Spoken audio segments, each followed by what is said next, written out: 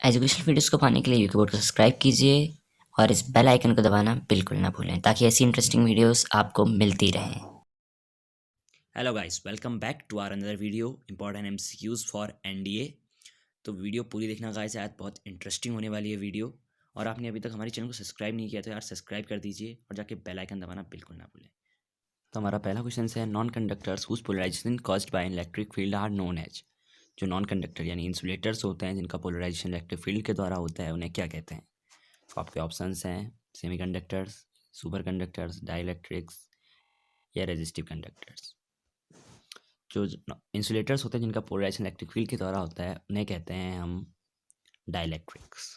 तो right option is dielectrics, option C. Question number 2 है which of the following is not electromagnetic in nature. तो ये option में 4 rays दिए हैं, cathode rays, X rays, gamma rays और infrared rays. तो इनमें से कौन सी जो रेज होती हैं इलेक्ट्रोमैग्नेटिक नहीं होती है नेचर में। तो जो एक्स रेज और गामा रेज और इंफ्रारेड रेज, जो ये 3 रेज होती हैं इलेक्ट्रोमैग्नेटिक होती हैं। बची हुई जो कैथोड रेज हैं वो इलेक्ट्रोमैग्नेटिक नहीं होती नेचर में। Right option is option A. Question number 3 हमारा the mass of water vapour per unit volume of air is known as. जो वाटर वेपर का मास है पर यूनिट वॉल्यूम ऑफ एयर में उसे क्या कहते हैं। ऑप्शन है आपके relative humidity, specific humidity, absolute humidity, variable humidity. तो राइट ऑप्शन है जो मास of water vapour per unit volume of air, water vapour का मास पर यूनिट वॉल्यूम ऑफ एयर में उसे कहते हैं absolute humidity. Right option is option C. Question number 4 है the natural dye present in a turmeric is known as. जो turmeric हल्दी में जो नेचुरल डाई मिलती है उसे क्या कहते हैं। फोर ऑप्शन हैं आपके। फर्स्ट ऑप्शन है करक्यूमिन, इनानिमिन, फिनफ्थलीन, मिथाइल ऑरेंज। जो नेचुरल डाई मिलती है टर्मरिक में उसे कहते हैं करक्यूमिन। क्वेश्चन नंबर 5 है हमारा विच of the following is used by anemometer.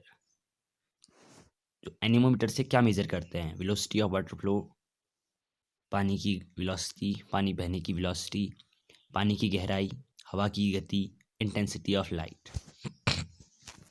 तो हम जो एनीमोमीटर है इस डिवाइस से हम मापते हैं फोर्स ऑफ विंड, हवा की गति। क्वेश्चन नंबर 6 है हमारा who is a brand ambassador of the national anti doping agency NADA। तो 4 ऑप्शन है अमिताभ बच्चन है पहला ऑप्शन, दूसरा ऑप्शन है दीपिका पादुकोण, तीसरा ऑप्शन है प्रियंका चोपड़ा, चौथा ऑप्शन है सुनील शेट्टी। राइट ऑप्शन जो है अगर आपको आता है कमेंट कीजिए।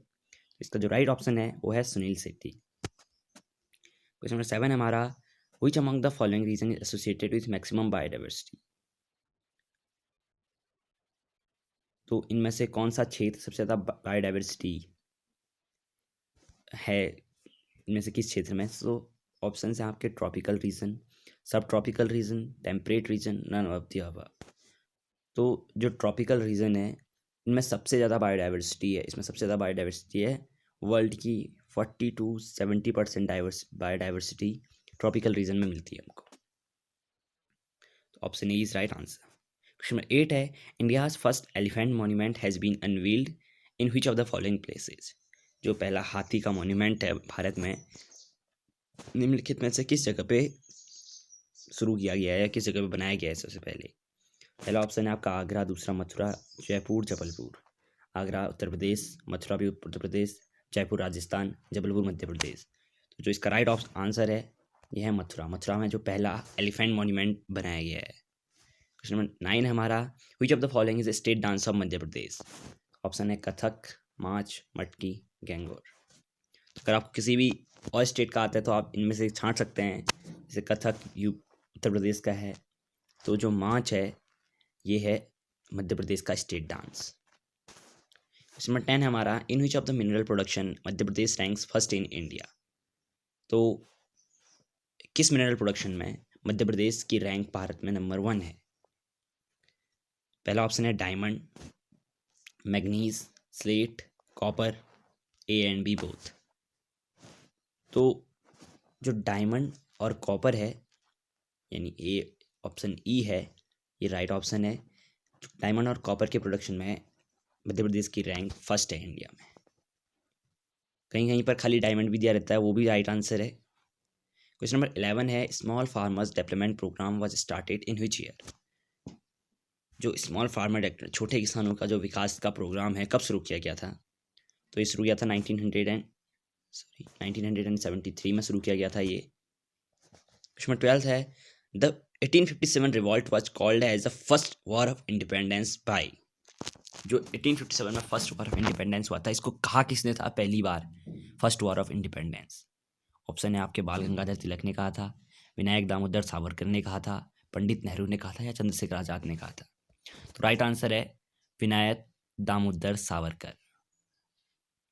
इन्होंने पहली बार अपनी पुस्तक में the first war of independence 1857 का जो रिवॉल्ट है उसको फर्स्ट वॉर ऑफ इंडिपेंडेंस कहा था। नंबर 13 हमारा त्रिपिटिकास आर सेक्रेड बुक्स ऑफ। जो त्रिपिटिकास हैं वो किसकी धार्मिक पुस्तक हैं? जैन्स की, हिंदूज की, पारसीज की या बुद्धिस्ट की? तो त्रिपिटिकास हैं ये बुद्धिस्ट की धार्मिक किताब है। क्वेश्चन नंबर 14 हमारा धार्मिक किताब बोलते जैसे बाइबल होती है, गीता होती है, वैसे ही जो त्रिपिटिकास हैं वो बुद्धिस्ट की सैक्रेड बुक्स हैं। क्वेश्चन नंबर 14 है where is the famous Virupaksha temple located. जो फेमस विरूपाक्ष टेम्पल है वो कहाँ स्थित है? भद्राचलम, चिदम्बरम, हम्पी, श्रीकालाहस्ती। तो जो हम्पी है ये विरूपाक्ष टेम्पल यहाँ स्थित है, हम्पी कर्नाटक में, आपको पता होगा विरूपाक्ष टेम्पल हम्पी में है। क्वेश्चन नंबर 15 हमारा who among the following is known as slave of slave. इनमें से किसको गुलामों का गुलाम कहा जाता था? आपको बता दूं कुतुबुद्दीन ऐबक ने गुलाम वंश की स्थापना की थी। बलबन भी इसके साथ शासक थे, मोहम्मद बिन कासिम गुलाम वंश के शासक नहीं थे। तो गुलाम वंश के पहले शासक ये थे, कुतुबुद्दीन ऐबक थे। परंतु जो गुलामों का गुलाम स्लेव ऑफ स्लेव कहा जाता है इल्तुतमिश को कहा जाता है।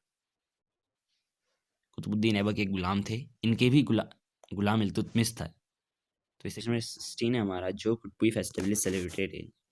जो ये त्यौहार है जो कुटपुई ये कहाँ मनाया जाता है? मणिपुर में, मिज़ोरम में, असम में, नागालैंड में। तो ये मनाया जाता है मिज़ोरम में मनाया जाता है। ये जो फेस्टिवल है मिज़ोरम में मनाया जाता है। क्वेश्चन नंबर 17 है directive principles and state policies has been borrowed from which countries constitution. जो directive principle and state policies हैं वो हमने किस देश के संविधान से लिए हैं? जैसे हमने फंडामेंटल राइट यूएसए के संविधान से लिए हैं। हमारा संविधान कुछ ना कुछ कहीं ना कहीं से लिया हुआ है। तो जो directive principle and state policies हैं वो हमने किस कॉन्स्टिट्यूशन से बोरो किया है? ऑप्शन है आयरलैंड, फिनलैंड, यूएसए, जर्मनी। तो इसका राइट ऑप्शन है जर्मनी से लिया है हमने ये directive principles and state policies has been borrowed from which countries constitution. ये जर्मनी के कॉन्स्टिट्यूशन से लिया है हमने। क्वेश्चन नंबर 18 है हमारा krone is a currency of which country. जो क्रोन है किस देश की करेंसी है? ऑप्शन है सूडान, नॉर्वे, माली, मैक्सिको। जिसका राइट ऑप्शन है नॉर्वे है, नॉर्वे की करेंसी है क्रोन। क्वेश्चन नंबर 19 है which of the following is a water borne disease. पानी से होती है, गंदे पानी के पीने से या वजह से होती है, वो कौन सी है? कौन सी डिजीज है वाटर बॉर्न डिजीज? ऑप्शन है जॉन्डिस, ट्यूबरक्लोसिस, रेबिका, आर्थराइटिस। जो ट्यूबरक्लोसिस है एयरबॉर्न डिजीज है। ये दोनों भी ऐसी डिजीज़ हैं। तो जो ऑप्शन ए है जॉन्डिस यानी पीलिया है ये वाटर बॉर्न डिजीज है, गंदा पानी पीने से होता है। उसमें 20 है French east India company was found in. जो फ्रेंच ईस्ट इंडिया कंपनी है वो कब फॉर्म हुई थी? ऑप्शन हैं आपके 1667 AD, 1666 AD, 1658 AD, 1664 AD। तो राइट ऑप्शन है आपका 1664 AD में French east India company found हुई थी। क्वेश्चन 21 है which of the following geographical features is not found in India. इनमें से कौन सा भौगोलिक फीचर भारत में नहीं मिलता है?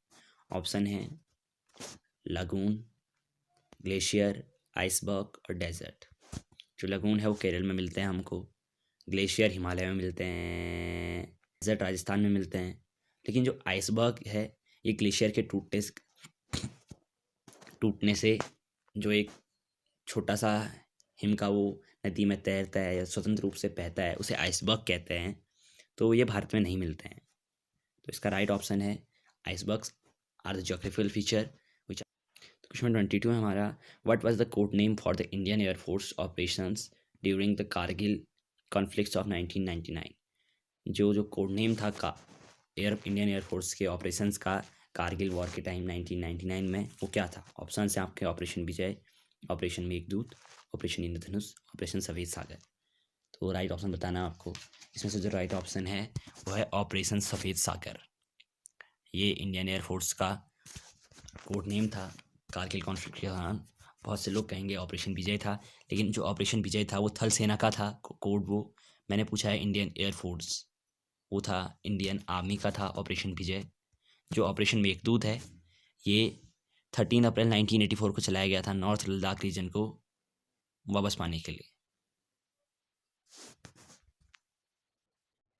क्वेश्चन 23 है, which country is known as country of lakes? किस देश को झीलों का शहर कहा जाता है, झीलों का देश कहा जाता है?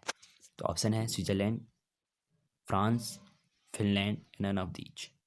तो जो फिनलैंड है इसे झीलों का देश कहा जाता है, ये सबसे ज़्यादा झीलें मिलती हैं। क्वेश्चन 24 है, how many tarangas are in Rajatarangini of Kalhana? इसमें 2 क्वेश्चन बन गए आपके। जो राजतरंगिनी पुस्तक है ये कलहन ने लिखी है, तो इसमें सवाल पूछा आपसे जो कलहन की राजतरंगिनी में कितने तरंगाज, इंग्लिश में पूछे तो वेव्स होती हैं, हिंदी में इनको तरंगाज बोलते हैं। इंग्लिश में बोला नहीं जाता प्रोनाउंसिएशन, इंग्लिश में तरंगाज ही कहते हैं। जो तरंगाज हैं ये कश्मीर के इतिहास पे आधारित पुस्तक है। तो इसमें टोटल 8 तरंगाज हैं, 8 पार्ट्स ऑफ 8 बुक्स हैं इसकी राजतरंगिनी। क्वेश्चन 25 हमारा, which among the following region is known as orchard of the world? इनमें से किस रीजन को दुनिया के बगीचे कहा जाता है? Tropical region, savanna region, Mediterranean region, tundra region. तो जो राइट ऑप्शन है यह है मेडिटेरियन रीजन। इसको दुनिया के बगीचे कहा जाता है, विश्व के बगीचे। तो ये थे हमारे 25 क्वेश्चन। अगर आपको वीडियो अच्छी लगी तो लाइक, शेयर और सब्सक्राइब करना बिल्कुल ना भूलें।